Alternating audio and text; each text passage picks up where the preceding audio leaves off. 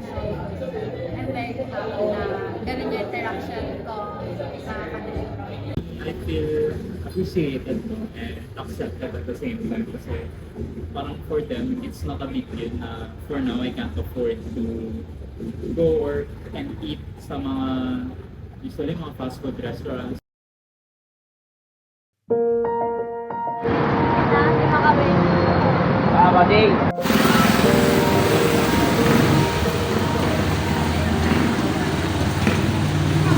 My name is Ralph Leo B. Eusebio.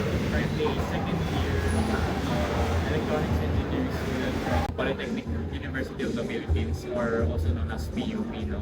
Ang karaniwang weekly allowance ko is actually hindi siya weekly na binibigay. More on daily siya. But if we were to consider na 5 days a week yung pasok ko, siguro mga more or less 500 to 700 ballpark yung weekly allowance ko.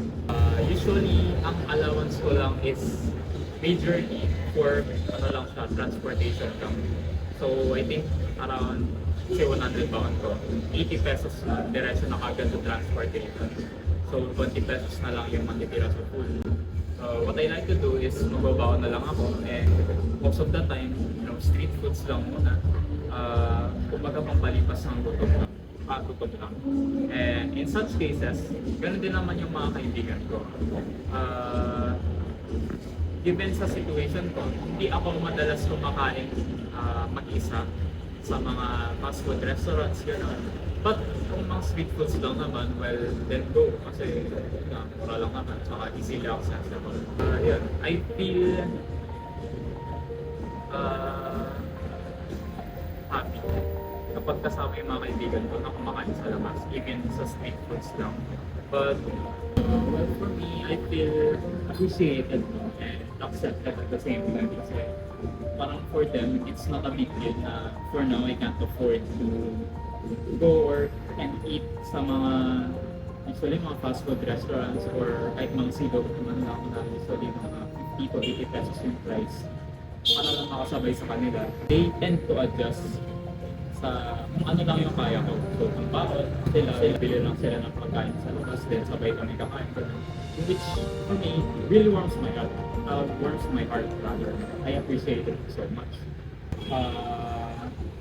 But for the longest time na simula nung bata ako, I always attributed our financial status to my also social status mostly.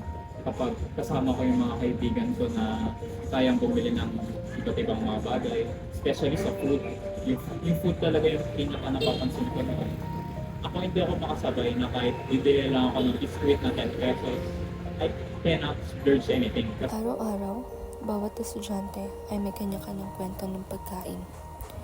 May ilan na may sapat at may ilan namang kailangan magkasya. It does affect before in a negative way, but now in more of a positive way kasi nga since nagkakaroon kami ng moment of adjustment sa isa't isa to cater each and everyone's need. Kahit sa mga small things lang like pagpo-consider ang pagkain ng isa't isa kung kaya mo and so on. Ayun. At least with that, nakakapag-share kami ng experience na moving as of friends, we care for each other. Kapag kumakain kami ng mga kaibigan ko during breaks or I think lunch break na mismo, we tend to share each other's foods. Kahit na biscuit man lang, or chicheria, or ayun, yung mga ulam-ulam. Hindi kami nag-share ng mga kaibigan ko. And sila, wala naman silang angal kapag ako nangihingi ako. So definitely me, hindi rin ako aangat kapag nangihingi sila. And when they do, I tend to give more than what they ask for naman. So, ayun yung pinaka-fit na naaalala ko sa pakikipagkapwa in terms of pagsasalo-salo. Ayun, for me, regardless naman na kung ano yung status mo sa buhay, especially in reflection no, sa kung ano yung kaya mong bili or kung ano yung kaya mong bili ng mga pagkain, doesn't matter naman kasi if you're really want to form a connection with someone and want to be friends with them, hindi mo na uusisain yung mga bagay na ganyan. But instead, you will do your best to adjust to their needs para mas magkaroon kayo ng connection nga sa isa't isa and to prove it in yourself na you're in it for them to be your friend, to be someone that they can rely on. Dito nagiging totoo ang pakikipagkapwa, sa pagtanggap, sa pakikinig, at sa pag-alala na sa bawat hapag may puwang para sa lahat.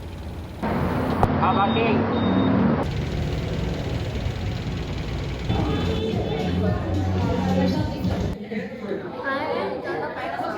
I'm third year medtech student from Chinese General Hospital. So, since I'm working sa cafe, yung menu na rin here yung madalas na kinakain ko. But if I'm not here sa cafe, like, pag nasa school ako, I usually eat outside sa school since hindi yung options na food gamits sa school. So, usually sa Espanya kami kumakain ng burgers. Usually, kinakain namin is it's either salad or like pasta. So, any of that, kinakain namin. Yun lang, like, sa school. Pero like, sa work naman, yung existed namin sa amin, meron din naman salad meals and pastas na aligned sa diet. Based sa naalala ko, kumain kami last night with my roommates and yun yung first time ko na lumabas with them. So, alam ko sa sarili ko na I can afford food on my own.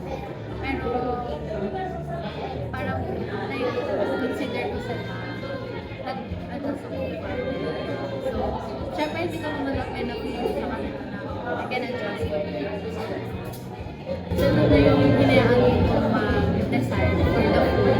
And then, doon na din ako nag-guess. I think, naalala ko na kumakain kami. I'm happy na kasama ko sila kumain outside.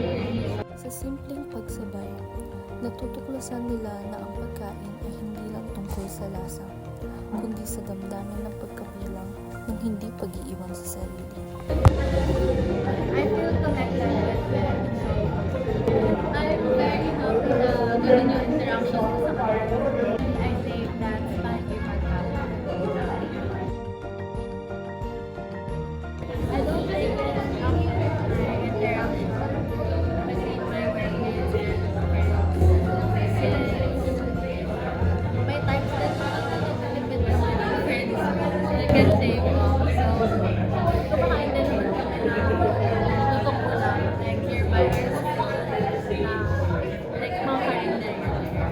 Also, since conscious ako about my diet, I make sure na nakakain ako ng So, I think, nakakatulong yun na meron ako ng para makapag-interact with them.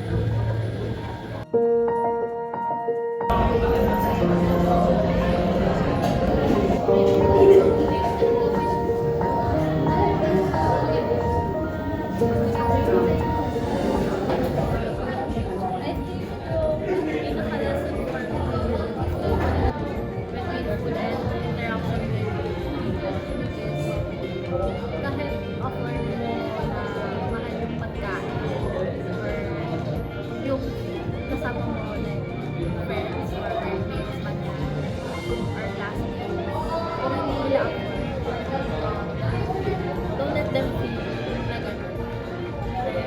Be considerate and para sa mga tao. So, kailangan pantay-pantay treatment natin sa kanila. Walang mataas, walang mababa.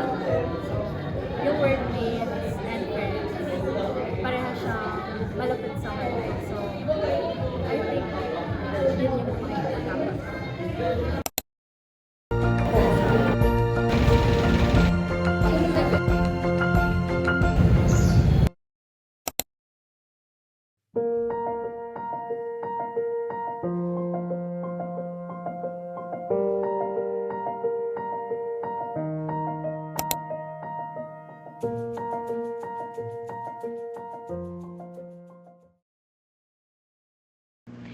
So sa psikolohiya, pakikisalamuha is a known construct mentioned by Dr. Virgilio Enriquez in his theory of kapwa, wherein from its root word, salamuha, you're mixing or mingling with other people whom you consider as ibang tao. So, ibig sabihin, casual or mababaw na interaction pala. Sa ating mga Pilipino, as we converse with that person or that stranger, kalimitan sa atin na, or common sa atin na alokin sila ng pagkain. Sasabihin natin usually na, kape ka muna, o kaya naman, tara kain. And usually, hindi naman talaga siya nagli-lead into into that person actually sipping into your coffee or eating the food that you have offered. Pero nagiging paraan yung mga ganong simple invitations para mas ma-reinforce yung pagkakakilanlan nating mga Pilipino. Also, yung simpleng pag-alok ng pagkain bilang parte ng pakikisalamuha can also serve as a way to express ourselves or our attitude towards this other person that we are talking with. So, pakikipagkapwa and pakikibahagi are considered deeper levels of social interaction na kung tawagin ni Enriquez in his theory of kapwa. Kasi nakikita mo yung tao bilang kapwa, which means hindi sila naiiba sa'yo. Pag dinaysek kasi natin yung kapwa, ka means sharedness, pwa means self or person. So when put together, kapwa means shared identity or shared self. Kaya kapag sinabing pakikipagkapwa, social interaction entails defining yourself partly through your relationships with these other people whom you consider as hindi na iba sa'yo, katulad ng pamilya at mga kaibigan.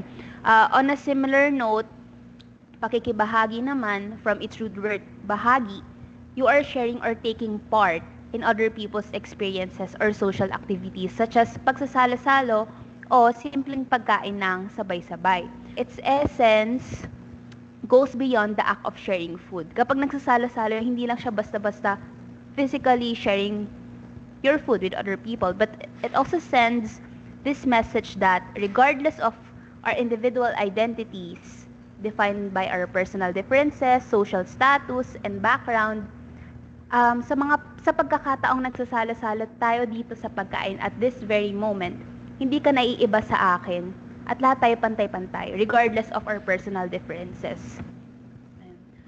Just to give some context, pakikisama was both studied by Frank Lynch and Enriquez. So, according to Lynch, pakikisama or getting along with others functions as a means to facilitate smooth interpersonal relations. So, kapag nakikisama ka, nag-a-adjust ka sa grupo para ma-maintain yung social harmony or yung harmony nyo as a group.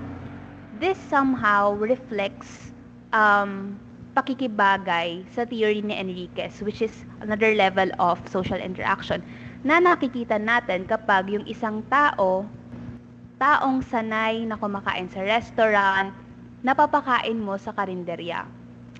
Ina-adjust ng tao yung personal food or eating preferences niya para bumagay or mag-fit in yung actions niya sa mga norms ng mga taong nakakasalamuhan niya. Halimbawa, a person who identifies themselves as someone na mas comfortable kumain ng lunch sa restaurant more than karinderya and happens to be in a local community kung saan kalimitan ng mga tao, pagkain sa karinderya ang norm, if this person has a willingness na makibagay sa mga taong kasama niya, i-adjust niya temporarily yung personal preferences niya for eating lunch sa restaurant. Ayun. Yung pagpapalalim ng pakikipagkapwa sa mga close relations sa pamamagitan ng pagkain, madali na lang naman talaga siya kasi assuming the nature of relationship that you share with your family or friends as your close relations, hindi mo sila nakikita na iba or separate sa'yo to an extent. So, yung mere sharing of meals pa lang sa araw-araw, nire-reinforce niya na yung sense of oneness or belongingness mo with your family or with your friends. These are some of the ways we can reinforce pakikipagkapwa through food or sa pamamagitan ng pagkain because these initiatives are rooted in empathy and deep, genuine social connection. Yun. Ang pakikipagkapwa, nakaugat siya sa ideya ng pagbabahagi. Dahil nakikita natin yung sarili natin bilang bahagi ng iba, hindi natin nakikita yung sarili natin na iba sa ibang tao. Lagi naman yung ina-emphasize sa theory ni Enriquez sa teorya ng kapwa. Sa pagkain ganun din, yung simpleng pag-alok o pagsasalo-salo kahit sa taong hindi mo kilala. Doon mo kakakitaan ng kapangyarihan ang pagkain bilang kasangkapan ng pakikipagkapwa.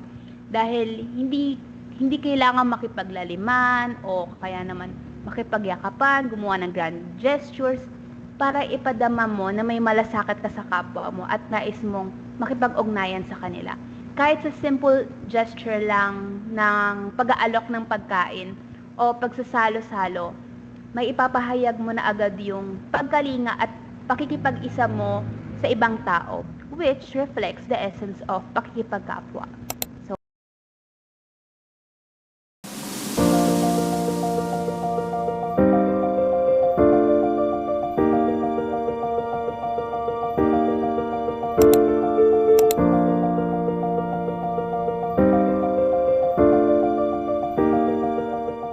Di nasusukat sa presyo ng pagkain ang kabusugan ng loob. Ang tunay na pakikipagkapwa ay ang kakayahang makita ang kapwa hindi bilang iba, kundi bilang bahagi ng sarili. Tapunan, tawanan, at pagsasalo. Sa gitna ng ginhawa, nananatiling tanong. Paano natin ginagamit ang ating kakayahan at karangyaan para sa sarili lang ba o para rin sa kapwa?